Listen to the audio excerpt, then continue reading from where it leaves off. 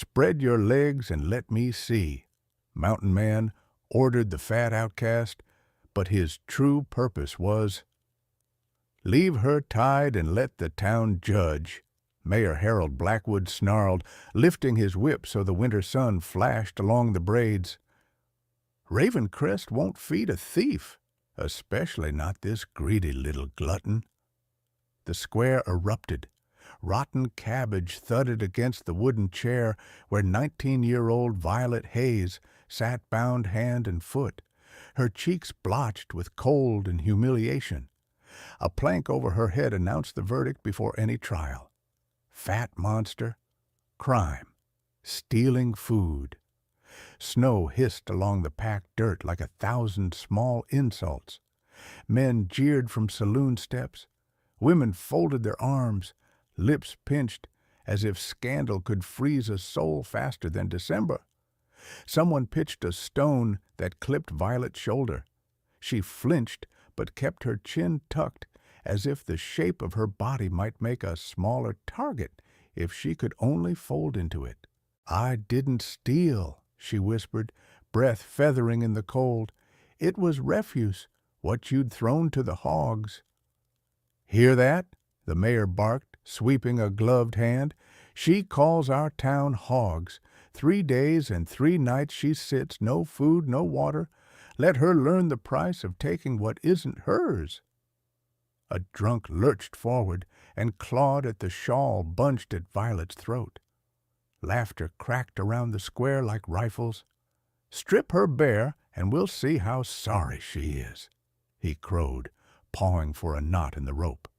The whip cracked, but not from the mayor's hand. The drunk howled as his wrist was yanked away and slammed against the chair post. A shadow eclipsed the gallows frame of sky above Violet, tall enough to blot the light. The stranger's coat was wolf gray, heavy with rime, his beard dark with wet snow. Gideon Stone, some swore his name like a warning, others like a prayer, stood with one palm flat on the chair back, the other clamped on the drunk's arm, as if bone were a trivial puzzle he might decide to break or spare. "That's enough," he said, voice low and cold as creek ice. "You want justice? Then start with truth. Who saw her steal?" Silence fanned out. The mayor's jaw worked. No voices rose, no witness stepped forward. "Ravencrest doesn't answer to stray mountain trappers," Blackwood hissed. "Stand aside."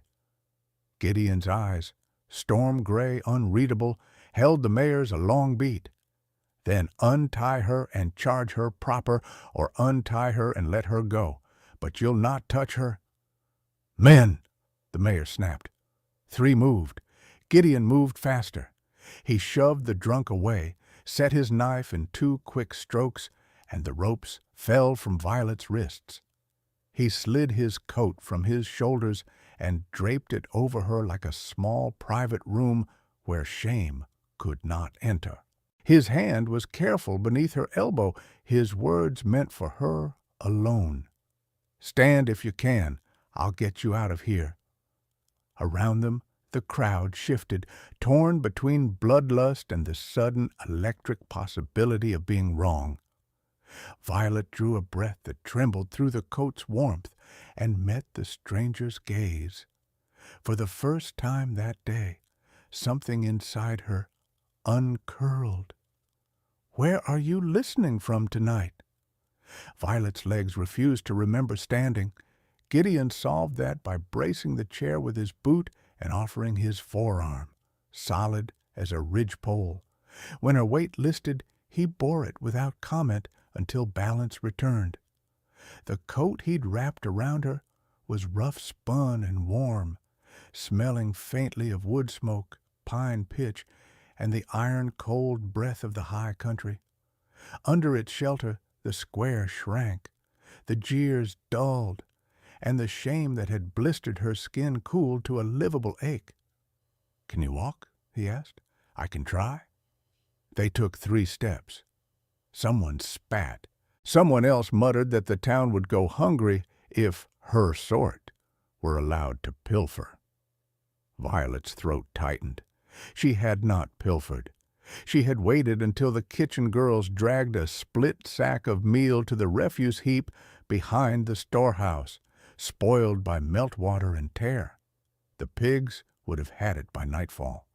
She had taken 2 fistfuls and paid for it in rope and public hunger. Gideon slowed so she could match him, reading the stagger as if it were a language. He placed himself between Violet and the worst of the crowd, and with the smallest shift of his shoulders, made a wall out of his body. The mayor's boots approached, iron-tipped and sure. "Ravencrest law stands," Blackwood announced. "You will put her back in that chair." "Then fetch your paper and judge," Gideon said without looking away from Violet's path. "Hold your trial, or are you afraid the facts won't bear a gallows?" A ripple of unease traveled through the onlookers. Facts were troublesome things, especially when men had been certain. "That girl's a mouth to feed," the mayor snapped. "She contributes nothing." Violet found her voice. It sounded small, but it did not crack. "I mend. I scrub floors at the boarding house when they let me. I carry coal. I wasn't stealing from anyone." "Liar," a woman hissed, but softly now, as if the word doubted itself. Gideon lifted his chin toward the church. "If you mean to judge, do it where men swear oaths and face God, not in a yard where boys throw stones." His eyes cut to the mayor. "Or you can test whether you have enough men to stop me from walking." No one moved. The winter light thinned. The saloon piano faltered and fell quiet. Shame, once a pack animal everyone had wanted to ride, balked in its traces. Blackwood's lip curled. "Take her then, and take your sanctimony with you. But if she sets foot in Ravencrest again, I'll see the sentence carried out." Gideon's answer was to guide Violet forward. He did not hurry her, although every instinct in Violet urged a sprint. Instead, he made a study in patience, let dignity set their pace, and by the time they reached the alley behind the mercantile, the square had dropped away like a cliff face, the voices of the town scrabbling somewhere below, unable to climb after them. He found a sheltered spot behind stacked cordwood and crouched to Violet's level. "Let me see your wrists." The rope had gnawed them raw. He cut strips from the lining of his coat pocket, dipped them in melted snow from a kettle he carried on the saddle, and bound her hands with a competence that felt like mercy. He did not ask questions first. He fixed what could be fixed, then folded the knife away and finally settled on one quiet inquiry. "What's your name?" "Violet Hayes." "Gideon Stone," he said, as if that could be taken or left as she pleased. "Tell me how long you've been alone." "Since spring," she said. "I was born in a wagon headed nowhere. My mother died when I was 12, my father when I was 15. I came south with a freight team, traded work for a ride, and stayed when the snow pinned me here.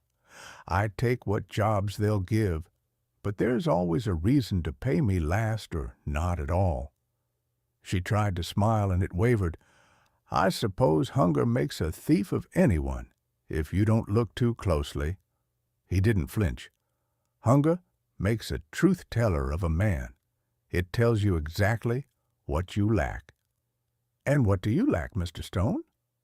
He paused as if weighing whether that was a question he owed the world. "Peace," he said at last. "Haven't found it in town dust yet." He rose and offered the crook of his arm again. They skirted the livery. Gideon's horse lifted its head, big, dun-colored, with a Roman nose and a winter coat that looked fit for blizzards. Gideon eased Violet up onto a folded blanket just inside the stall, not yet in the saddle, only high enough to rest her legs and let the blood return to her feet. He poured coffee from a blackened tin, then thought better of it and added a finger of cream from a corked bottle. "Sip slow," he said. "Food to follow." "I've no coin," she blurted, panic nipping. "Nothing to pay for a ride or a meal." "You pay by breathing," he said. "Not fainting in snow is the fee I'm after." Something in her unknotted again.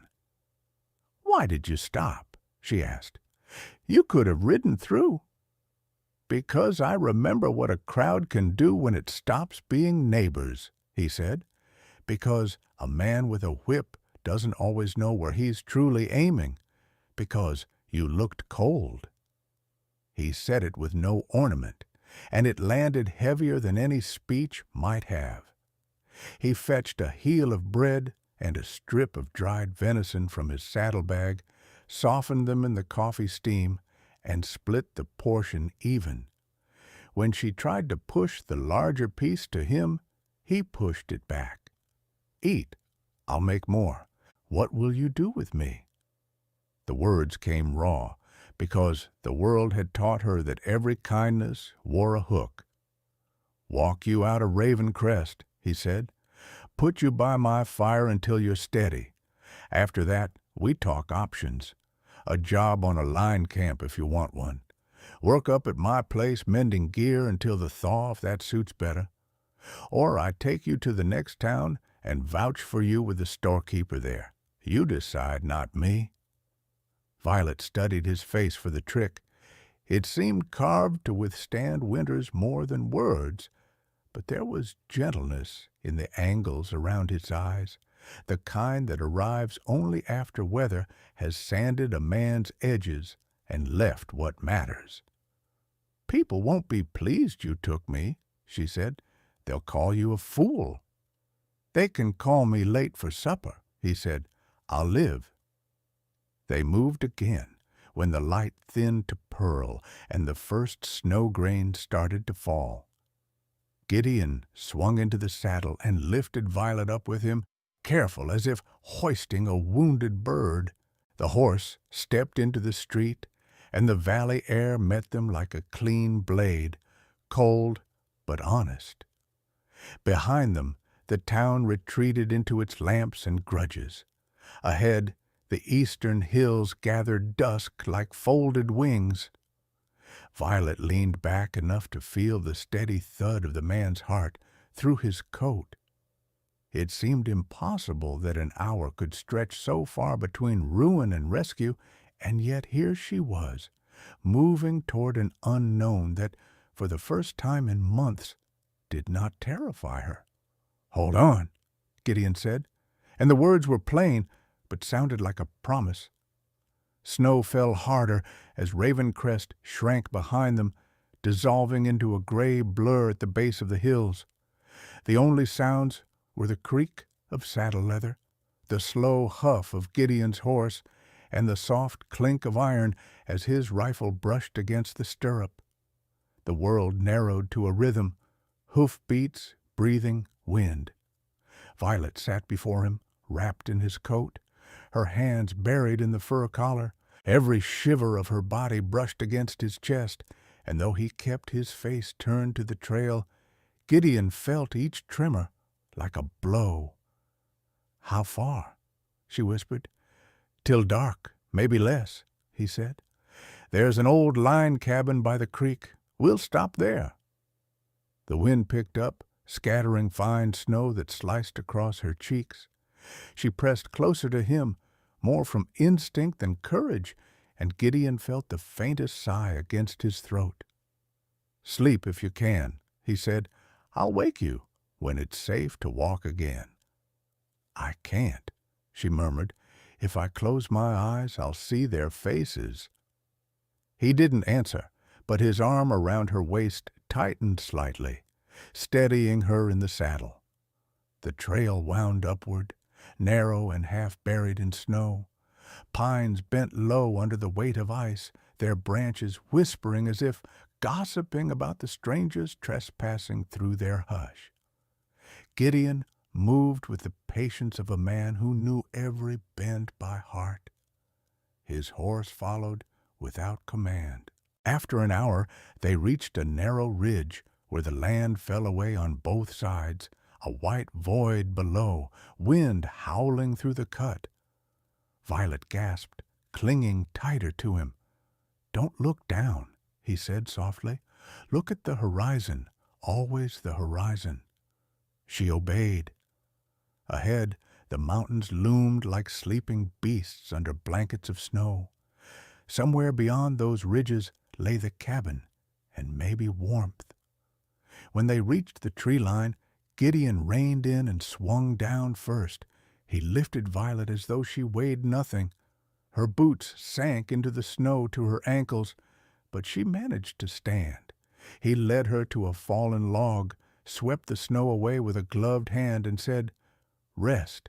The horse needs a breather, too." Violet nodded, clutching the coat tighter around herself. Her lips were pale, almost blue.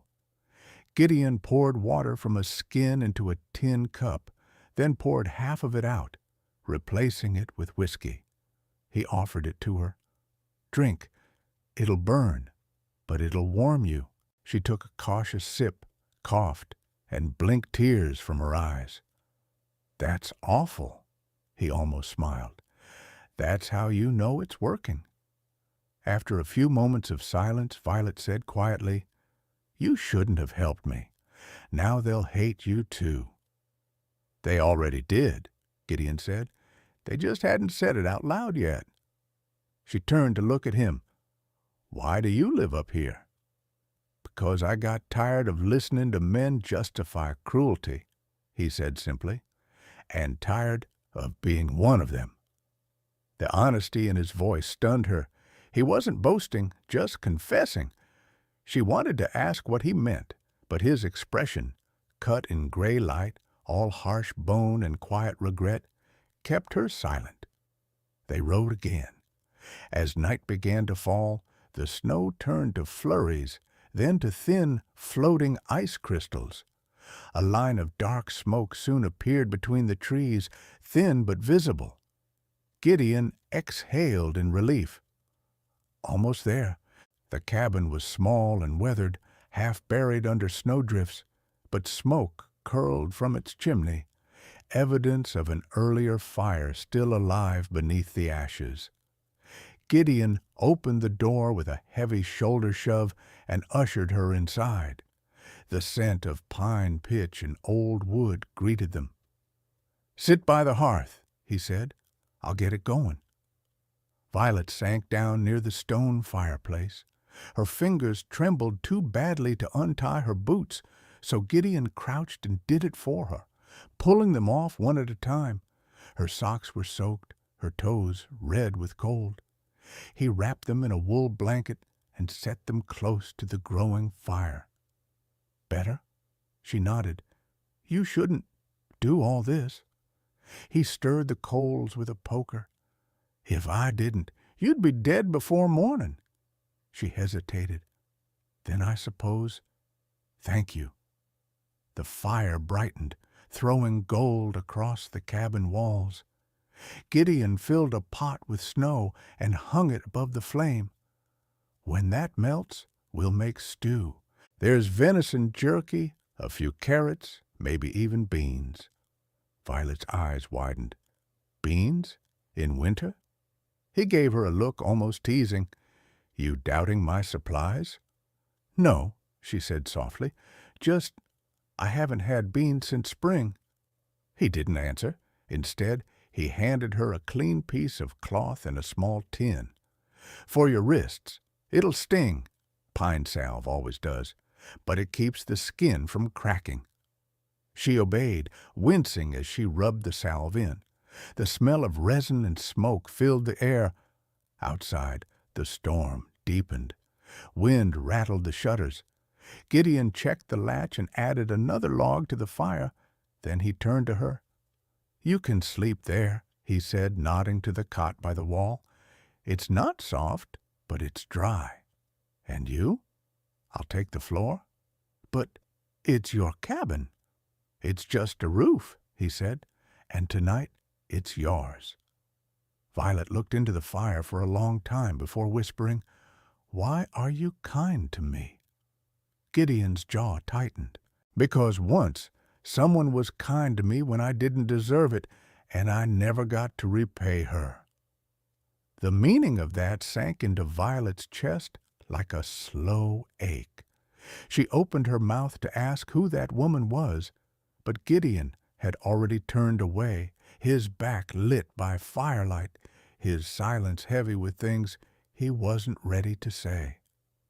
She watched him add wood to the fire, watched the muscles move beneath the rough wool of his coat. For the first time in her short, bruised life, she felt a strange safety, not the kind that came from walls or locks, but from the quiet certainty that this man, for reasons she didn't yet understand, would rather die than see her harmed. Outside, snow swept down in silver sheets, hiding every track they'd left behind. Inside, the fire caught strong, the warmth expanding until it filled the little cabin like a living thing. Violet's eyes grew heavy. Before sleep took her, she whispered almost to herself, "I don't think I've ever been this warm." Gideon, still staring into the flames, murmured back without turning, "Then you were never where you belonged before." Morning came slowly on the mountain. Light seeped through the shutters in thin gold lines, spilling across the wooden floor where Gideon had slept beside the fire. He was already awake, whittling a strip of pine to use as kindling. When Violet stirred, the first thing she saw was his back, broad, steady, motionless, except for the rhythm of the knife-carving wood. For a moment, she thought she was still dreaming. The blanket over her smelled faintly of smoke and cedar. Then the memory of the town square struck her like cold water. She sat up sharply, heart pounding. "You're safe," Gideon said without turning. "No one followed us."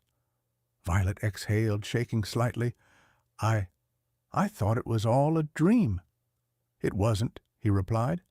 "But you're here now, and alive." He set down the knife, stirred the embers, and added a few sticks to coax the fire higher. The faint hiss of sap filled the silence. A kettle of water hung above the flame, and the smell of coffee drifted through the air. "I didn't mean to sleep so long," Violet murmured. "You needed it," Gideon said. "You'd been half-starved and frozen. The mountain will wait." He handed her a tin cup filled with hot water steeped in pine needles. "Drink that. It'll help your lungs after all that smoke yesterday." She sipped cautiously, wincing at the bitter taste. "You drink this every morning?" "When the weather's bad," he said. "Keeps a man alive, even when he doesn't much want to be." Violet looked at him over the rim of the cup. There was something in the way he said it, matter of fact, but lined with a sadness she didn't understand yet. She wanted to ask, but didn't. Not today. When she finished the tea, Gideon rose. "Come," he said. "If you're strong enough to stand, I'll show you what needs doing. The mountain doesn't forgive idleness." Outside, snow still fell, but lighter now, soft flakes floating through the morning air. The forest was silent except for the creak of trees and the distant rush of a half-frozen creek. Gideon led her to the small clearing behind the cabin, where a shed leaned beneath the weight of snow. "I'll chop wood," he said. "You can start by sweeping the snow off the steps and stacking what's dry by the door. Keep it covered with that tarp, otherwise we'll have damp logs by nightfall." Violet nodded. "I can do that." He gave her a broom fashioned from tied twigs, rough but sturdy. Her fingers were clumsy at first, but she worked without complaint. When her arms tired, she switched hands. Gideon worked beside her in silence, the sound of his axe echoing against the mountain slope. Each swing was precise, controlled.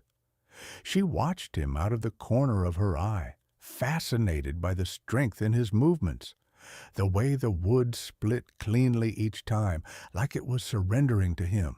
By midday, her back ached, her hands blistered, and her cheeks were flushed red from cold. But when she looked at the neat pile of wood by the door, pride bloomed quietly in her chest. Gideon came over, wiping sweat from his brow despite the chill. "Good," he said simply. "You work hard." "No one's ever said that to me before," she murmured. He frowned slightly, as if that fact unsettled him. Then they never looked close enough. They went inside, where Gideon ladled out a simple stew, meat, beans, and carrots boiled together until tender. He handed her a bowl first, then sat across from her. "It's better with salt," he said, "but I ran out last week." Violet took a spoonful. "It's perfect." He gave her a brief, almost shy glance. "You're easy to please. I've gone hungry too many times to be otherwise." For a while they ate in silence. Only the fire crackled between them. Then Violet asked softly, "Do you ever go back to the towns?" "Sometimes," Gideon said, "when I need supplies, when winter loosens its grip." "They don't like you, do they?" He smiled without humor. "No. I remind them of the things they'd rather forget." "What things?" "That the world isn't kind," he said, "and that men who pretend it is are usually the cruelest." The words hung in the air. Violet didn't reply. She only watched him, the set of his jaw, the rough scars along his forearms, the way his voice carried more grief than anger. There was something heavy he wasn't telling her, something that lived in the shadows behind those gray eyes. Later that afternoon, the sky cleared. Gideon fetched a small bundle of pelts from the wall and began brushing them clean. "These are beaver," he said, "worth something come spring. When the roads open, I'll trade them for coffee and flour." Violet hesitated. "Can I help?" He looked up. "You don't have to." "I want to." He studied her for a moment, then nodded. "All right. Here." He handed her a soft brush and showed her how to move it gently along the grain of the fur. Her hands were awkward at first, but she watched his movements and matched his rhythm. After a while, she forgot the cold entirely. They worked side by side until dusk painted the cabin in gold and amber light. When the last pelt was cleaned, Gideon hung them to dry. Violet rubbed her hands, now red but warm. "I think I'm getting better at this," she said, smiling faintly. He nodded. "You learn fast." She turned toward the fire. "It feels strange," she said, "to be useful." "You always were," he said quietly. "The town just didn't see it." She blinked back sudden tears. "You say things like that so easily." He set down the brush and met her gaze. "Because I mean them." For a long moment, neither spoke. The fire popped, sending sparks into the chimney. Violet looked down, blushing, her heart pounding for reasons she couldn't name. As night deepened, Gideon handed her a folded quilt. "You should sleep early. Tomorrow we'll check the traps." "Will you sleep?" she asked. He shrugged. "A few hours. I'll keep the fire going." She hesitated. "Do you ever get lonely here?" "Sometimes," he admitted, "but I prefer silence to lies." Violet watched him from her cot, the flames flickering across his face. She realized that beneath the hard edges he wasn't made of stone at all. He was made of grief, and the quiet strength it took to live with it. "Gideon?" she whispered. "Thank you for saving me." He looked at her for a long time before answering. "You saved yourself. I just carried you out of the crowd." But Violet saw the truth in his eyes. He didn't believe that, and neither did she. Outside, the wind howled across the ridge, but inside the cabin, warmth pooled thick as honey. Violet drifted to sleep with the firelight painting her face and the faint sound of Gideon humming an old forgotten tune, a lullaby maybe, for someone who never got to hear it. For the first time in years, she dreamed of a tomorrow that wasn't cruel. Winter thickened around the cabin like a closing fist. For weeks, the world outside turned white and soundless, and the snow piled high against the shutters. Gideon and Violet settled into a rhythm that felt almost like peace. Mornings began with the hiss of boiling water and the smell of wood smoke. Afternoons passed with quiet work, mending traps, chopping wood, brushing pelts. When the light faded early, they sat by the fire and spoke little. But silence can grow heavy when it's shared too long.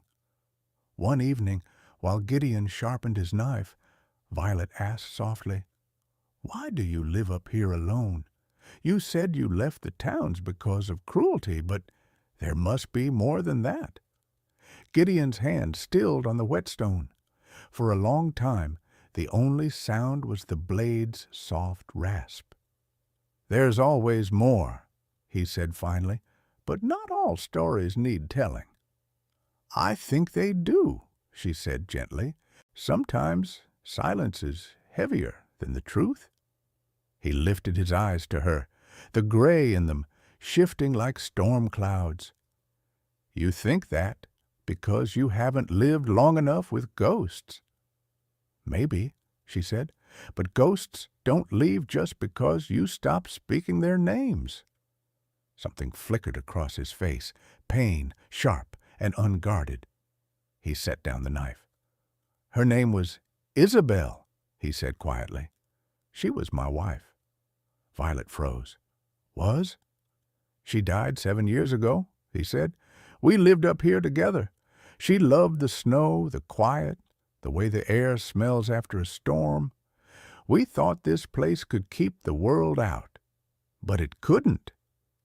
He told her then slowly, like a man reopening an old wound, about the blizzard that trapped them in their first winter, about Isabel's pregnancy, the fever that came, the desperate ride through white-out winds to reach a doctor who never made it back alive. He spoke until his voice broke. Violet listened without a word, her heart aching for a woman she'd never met and for the man who'd never forgiven himself. When he finally fell silent, she said only, "It wasn't your fault." He gave a bitter smile. A man who holds his wife's hand while she dies never truly believes that. Violet wanted to reach out, to take his hand, but something in his posture, the iron stillness, kept her still. "Why did you help me, Gideon?" she whispered. He stared into the fire. "Because when I saw them tying you to that chair, I saw her, the same fear in your eyes, the same way the world decided what you were worth before you had a chance to speak." The words lodged in her throat. "And now? What do you see when you look at me?" Gideon hesitated. His voice came low, rough.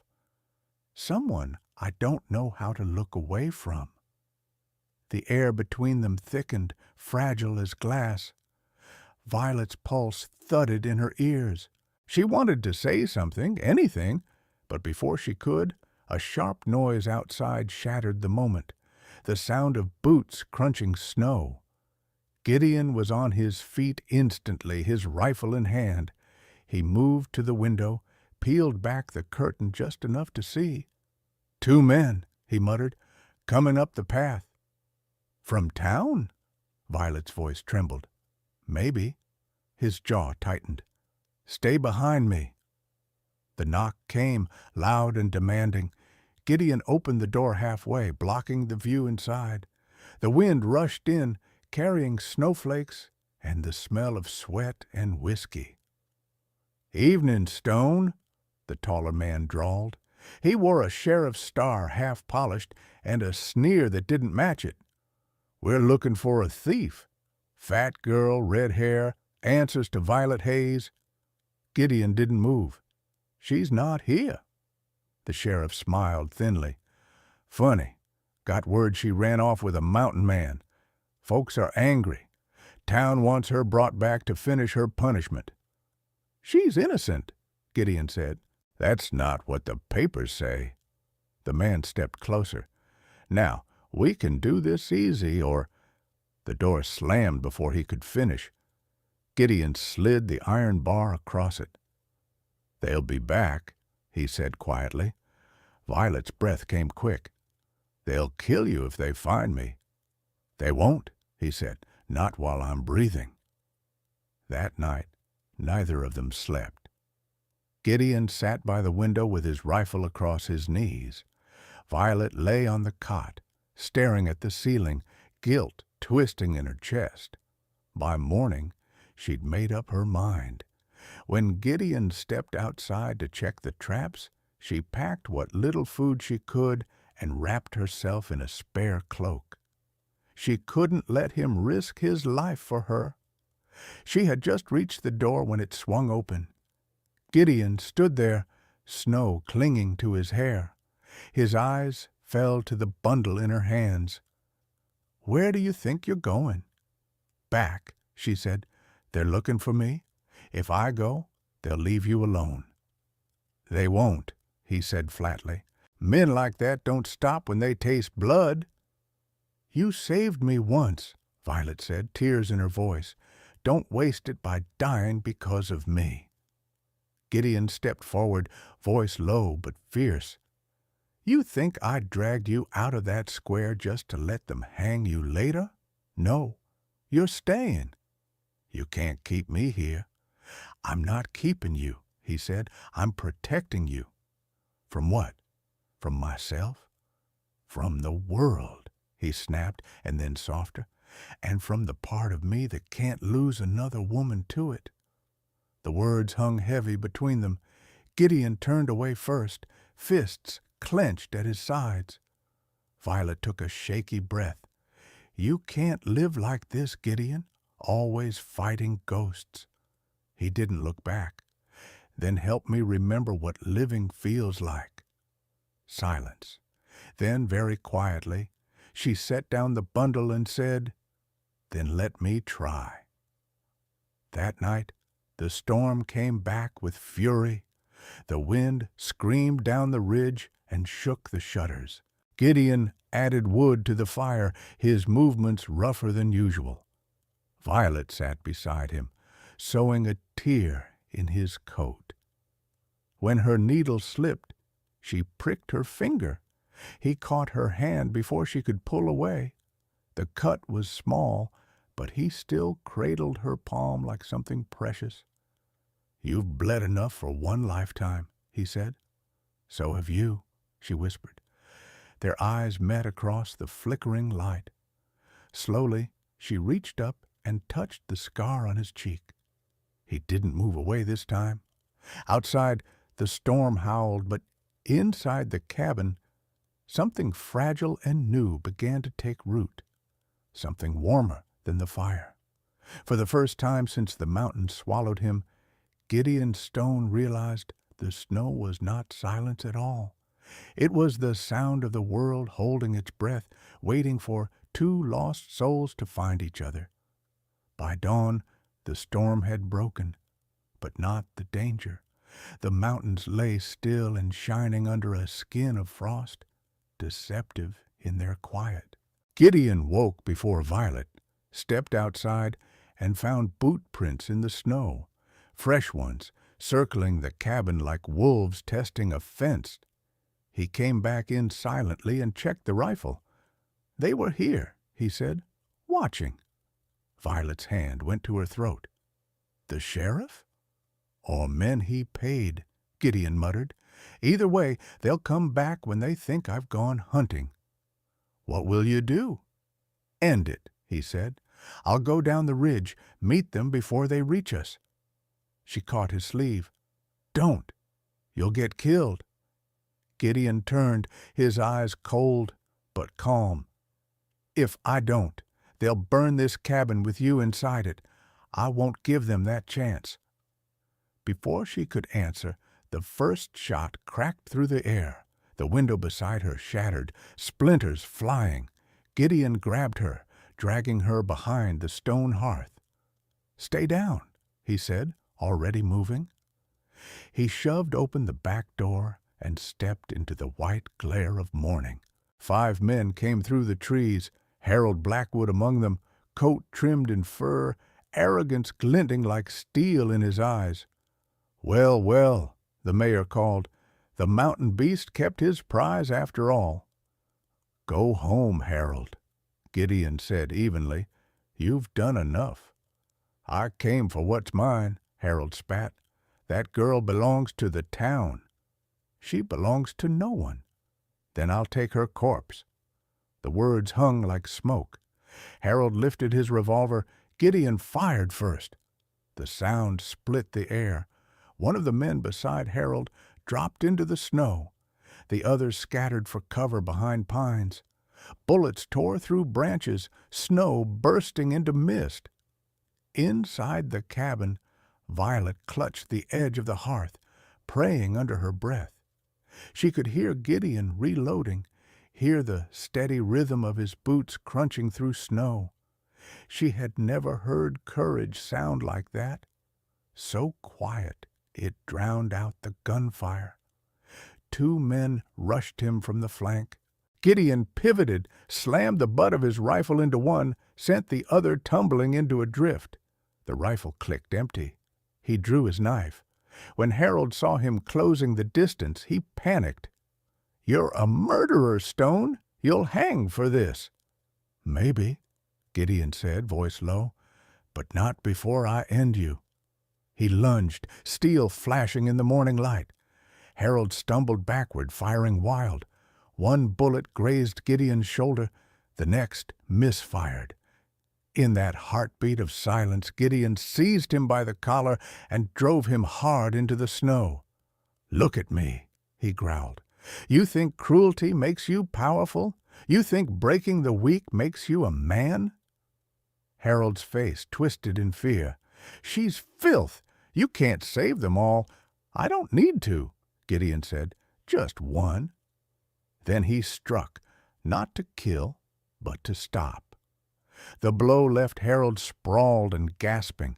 Gideon stood over him, chest heaving, the snow around them stained red from his own shoulder wound. "Take your men," Gideon said coldly. "Tell Ravencrest the girl's gone. Tell them she died if it makes you sleep at night. But if any of you come back up this mountain, I'll bury you here myself." The men hesitated, saw the truth in his eyes, and dragged Harold away without another word. When Gideon returned to the cabin, Violet ran to him. Blood streaked his sleeve, his breath came ragged, but his gaze softened at the sight of her. "I told you not to come out," he said, half smiling. "I couldn't breathe until I saw you," she whispered. He swayed. She caught him as his knees buckled, easing him down near the fire. "You're bleeding." "It's nothing. It's everything," she said fiercely. "You can't keep saving me and calling it nothing." He looked up at her then, the edges of his vision dimming. "You're wrong, Violet. Saving you was the first thing that ever meant something." She pressed her forehead against his, tears mixing with his sweat. "Then don't you dare die before it means more." Outside, the snow began to fall again. Quiet this time, gentle as forgiveness. Gideon drifted in and out of consciousness for hours, caught between fever and the sound of crackling fire. Every time his eyes opened, Violet was there, wringing cloths in warm water, pressing them to his shoulder, whispering his name as though the sound alone could hold him to life. When the fever finally broke, it was dawn again. Pale light spilled across the wooden floor. Gideon blinked, found her asleep in the chair beside his bed, her hand still wrapped around his. Her face was soft in the morning glow, exhaustion etched deep but peaceful. He watched her for a long time. The fire had burned low, but the room was warm. The mountains outside were blanketed in a silence that no longer felt empty. When she stirred, her eyes opened slowly, then widened. "You're awake." "I am," he murmured, voice rough. "You didn't sleep?" "I didn't dare," she said, half laughing, half crying. "You kept muttering you were cold." "I was," he said softly, "until you stayed." She brushed tears from her eyes. "You scared me, Gideon. I thought I'd lose you." He reached for her hand, fingers trembling. "You won't. Not any more." For a long moment they just sat in the hush of morning, the air thick with things neither of them knew how to say. Finally, Violet whispered, "What now? They'll tell the town you're a murderer. They'll come again." "Then let them," Gideon said. "We'll be gone by spring. There are valleys west of here, quiet ones where no one cares who you were." He gave her a faint, crooked smile. "We'll build something new, you, me, and the little one." Her breath caught. "You know?" He nodded. "I knew the moment I saw the way you guarded yourself in the mornings. You thought I didn't notice." She blushed, looking down. "I didn't think you'd want—" "I want everything that comes with you," he interrupted gently, "even the parts the world threw away." Tears slipped down her cheeks again, but this time she didn't hide them. "You saved me from them, Gideon, but more than that, you made me believe I was worth saving." He squeezed her hand. "You were never the one who needed proving. It was me." Outside, the snow began to melt under the new sun. The roof dripped steadily, small streams running down to the frozen earth. Spring was still far, but its promise had already arrived. Later that day, they stepped outside together. The air smelled of pine and thawing soil. The mountains stretched endless around them, wild, untamed, but no longer lonely. Violet turned to him, eyes bright with quiet wonder. "It's beautiful here." "It always was," he said, pulling her close. "I just needed someone to remind me why." She leaned her head against his chest, feeling his heartbeat strong beneath her ear. For the first time since the world had broken her, she felt whole. And for the first time since he'd buried his heart, Gideon Stone felt alive again. In the silence of the mountains, their laughter rose, soft, unafraid, carried away on the wind like a prayer that had finally been answered. Every time I tell a story like Violet and Gideon's, I'm reminded that love isn't born in comfort. It grows from mercy, from the choice to see worth where the world only sees shame. Maybe you're listening from a crowded city or somewhere quiet where the wind sounds like memory. Wherever you are, I hope this story whispered something true, that kindness can save lives and love can rebuild what cruelty tried to destroy. Tell me, where in the world are you hearing this from tonight? And if you still believe in redemption, stay. The next story is already waiting for you.